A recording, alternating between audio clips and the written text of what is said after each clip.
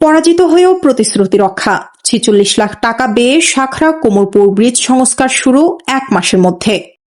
ত্রয়োদশ জাতীয় সংসদ নির্বাচনে সাতক্ষীরা ২ আসনের বিএনপি মনোনীত ধানের শীষের প্রার্থী আলহাজ মোহাম্মদ আব্দুর রউফ নির্বাচনে পরাজিত হয়েও জনগণের দেওয়া প্রতিশ্রুতি বাস্তবায়নে উদ্যোগ নিয়েছেন। সোমবার ২২ জুন শাখরা কোমরপুর ব্রিজ এলাকা পরিদর্শন করে তিনি জানান, জনদুর্ভোগ কমাতে আগামী ১ মাসের মধ্যে ৪৬ লাখ টাকা ব্যয়ে ব্রিজ সংস্কার কাজ শুরু হবে। তিনি বলেন, নির্বাচনে পরাজিত হয়েছি, কিন্তু জনগণ থেকে দূরে সরে যায়নি। আপনাদের দেওয়া দাবি পূরণে সবসময় পাশে থাকব। আব্দুর রউফ জানান, প্রাথমিক বরাদ্দ ৬,৫০,০০০ টাকা পর্যাপ্ত না হওয়ায় পরবর্তীতে ৪৫,৯৯,০০০ টাকা ব্যয়ে সম্পূর্ণ সংস্কারের উদ্যোগ নেওয়া হয়েছে। টেন্ডার প্রক্রিয়া শেষে দ্রুত কাজ শুরু হবে। এই উদ্যোগে এলাকাবাসীর মধ্যে স্বস্তি ফিরেছে। উপস্থিত ছিলেন পারুলিয়া ইউপি চেয়ারম্যান গোলাম ফারুক বাবু সহ বিএনপি নেতাকর্মী ও স্থানীয় গণ্যমান্য ব্যক্তিরা।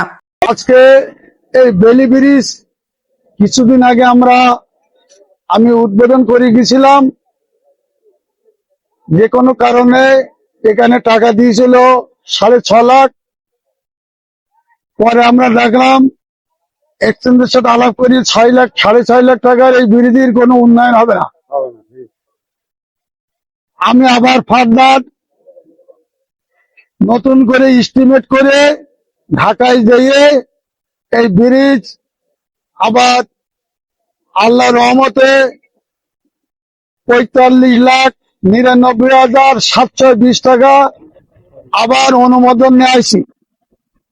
কারণ এই কাগজ পেয়ে গেছে অলরেডি, ঢাকাতে আমার কাছে পাঠাই দিয়েছে যে আপনি এখানে আবার যে ওনাকে সাধারণ মানুষের বুঝিয়ে আছেন যে এখানে টাকাটা হয়ে গিয়েছে ৪৫,৯৯,৭২৭ টাকা।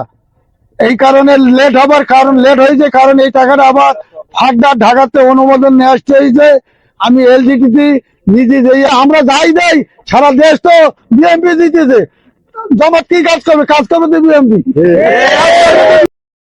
আবু জাফর, সাতক্ষীরা।